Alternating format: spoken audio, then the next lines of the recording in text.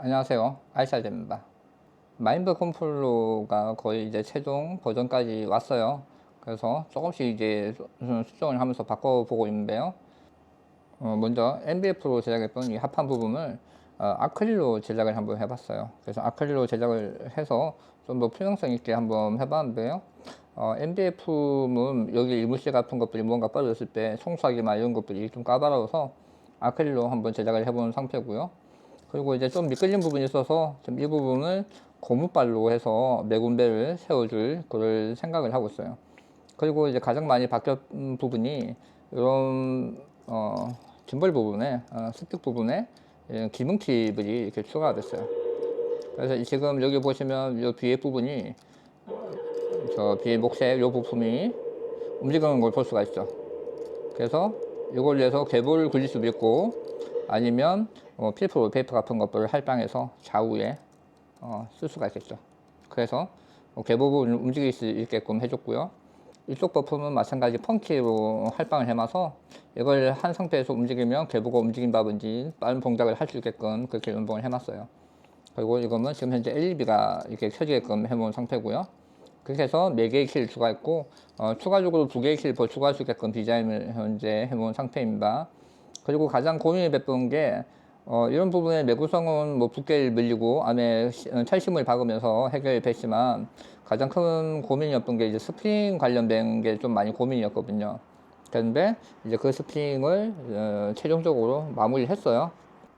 이 스프링은 자 좌우 이게 일반 PLA 소재가 아니고요 PPG 패치 소재라서 이렇게 어느 정도 유연성이 있어요. 그리고 여름에 70도 이상 버틸 수가 있고요. 약간 좀 최적화되게끔 부품을 선정해서 설계를 해줬습니다. 두께나 이런 것들도 다 감안했겠죠. 그리고 앞뒤 부분은 이런 식으로 해서 쉽게 혹시나 이 부분이 파손되거나 했을 때도 손쉽게 교환할 수 있게끔 이제 그렇게 디자인을 해줬고요. 빠지지 않도록 상단과 몸체 부분을 결합을 해주면서 스프링 역할을 할 수 있는 걸 만들어 줬습니다. 앞쪽에 하나, 뒤에 부분에도 하나 이렇게 해서 2개를 장착을 해서 좌우 부분을 잡아줬고요. 앞뒤 부분에는 좀 더 큰 스프링을 디자인을 해가지고 이렇게 잡아줬습니다. 그래서 이 스프링 부분을 해결한 상태고요. 그리고 스틱 부분도 디자인이 어느 정도 끝난 상태입니다. 그리고 가장 중요했던 게 이 마인드 컨트롤러의 기능 할당을 어떻게 하냐 이제 그런 거에 대한 부분이었는데요. 우선은 이 TX16S라는 송신기를 사용했고 이 송신기는 드론 쪽이나 비행기 쪽에서 많이 사용하는 송신기인데 기능이 정말 많아요. 그래서 지금 엔진 스타트를 해야지만 종박을 하게끔 만들어줬고 이게 시작을 하면서 이 앞에 타이머에 카운터가 돼요. 지금 카운터 리셋을 한번 해볼게요. 카운터 리셋을 시키고 여기 있는 버튼으로 카운터 리셋 버튼을 만들었고요. 그리고 엔진 스탑을 했을 때는 작동을 하지 않게끔 설정을 해줬어요. 그래서 엔진을 스탑을 해야지만 이렇게 동작을 하고요. 엔진 스탑을 하면 꺼지고 스탑을 하면 작동 시간이 계속 이어서 출력이 되게 됩니다. 그래서 내가 몇 분 동안 장비를 사용했는지 알 수가 있겠죠. 보통 장비들이 배터리마다 좀 다르겠지만 한 4, 50분 정도 쓰거든요. 그래서 4, 50분 정도 내가 움직였을 때 배터리를 갈아야 되겠구나 아니면 내가 어느 정도 사용했구나를 한눈에 볼 수 있는 이제 그런 부분을 만들어 줬고요. 그래서 엔진 스탑과 엔진 스타트에 대한 부분을 만들어 줬고요. 이 미싱 부분을 안 쓰고 매뉴얼로 쓰신 분들도 있거든요. 그래서 매뉴얼로 바꿔줘서 이렇게 펌프 값을 손으로 돌려서 이렇게 올릴 수가 있죠. 이렇게도 설정을 해줬어요. 그리고 기어업을 하면 믹싱 2단계로 돼서 믹싱이 기어 다운을 했을 때는 믹싱이 40% 정도 걸리지만 기업을 하면 믹싱이 60%의 펌프 값을 가지고 벌거든요. 그래서 일반 2반을 할 수 있게끔 선택을 해줬어요. 좀 더 선택의 폭을 넓혀줬죠. 그리고 추가적으로 제가 해줬던 부분이 설정을 이제 계보를 굴릴 때 너무 빠를 필요가 없잖아요. 그래서 계보의 부분에 모브 1 플러스 1 적용해서 모브 1일 빼면 40%로 벌고 그리고 모드 프레임은 60%, 그리고 80% 이렇게 해서 3단계로 속도 조절이 가능하게끔 이제 그렇게 해줬어요. 물론 가변식이기 때문에 어느 정도 조작으로 충분히 커버가 가능하지만 초보 분들이 사용할 때 몸을 빨리 움직이거나 했을 때 무리가 갈 수 있기 때문에 이렇게 기어로 1, 2, 3단으로 구분을 해줬습니다. 그리고 이런 부분은 그냥 이제 라이프나 뭐 경광등 같은 것들 할당을 해줬고요. 추가적으로 옵션을 더 달거나 하고 싶으면 이 송신기에서 기능들이 되게 많거든요. 뭐 믹싱 부분에서 엮어서 만들 수도 있지만 여기 다양하게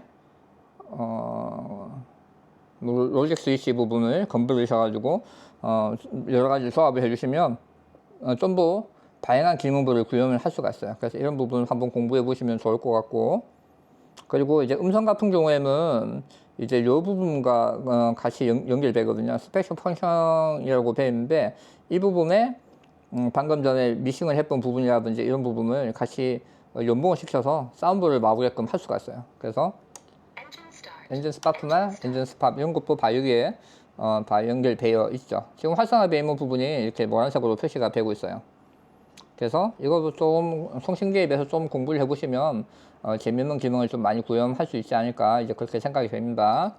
지금 이쪽 왼쪽 스틱에는 이렇게 몰펑을 할당을 해놓은 상태고요. 위로 가면 빵빵하죠. 끄고 켜고, 그리고 사운드 크기는 이렇게 바꿀 수가 있죠. 원하는 기능을 내가 만들어서 넣을 수 있다는 큰 장점을 가지고 있어요. 그리고 가장 중요한 부분이 이 커브에 대한 부분인데요. 이 커브는 이 스틱을 움직이거나 했을 때 이 서버가 한 번에 움직일 수 있는 값들을 만들어줘요. 그래서 제가 이제 10이라고 적혀 있는 부분이 붐인데 이 부분을 한번 볼게요. 네, ABP에서 들어가 보겠습니다. 이렇게 보시면 여기 보면 센터에서 플러스로 갔을 때, 자 플러스로 갔을 때 움직임이 한 번에 훅 올라가는 걸 볼 수가 있어요. 그리고 반대로 내렸을 때도 훅 내려가는 걸 볼 수가 있죠. 이 부분을 되게 좀 중요한 부분인데요. 내가 동작을 바로 할 수 있게끔 도움을 주는 이제 그런 메뉴입니다. 기능이고요. 그래서 움직였을 때 0, 4 움직였을 때 이게 약간 어느 정도 움직였을 때만 작동을 하게끔 이제 그렇게 기능을 설정을 해놨고요.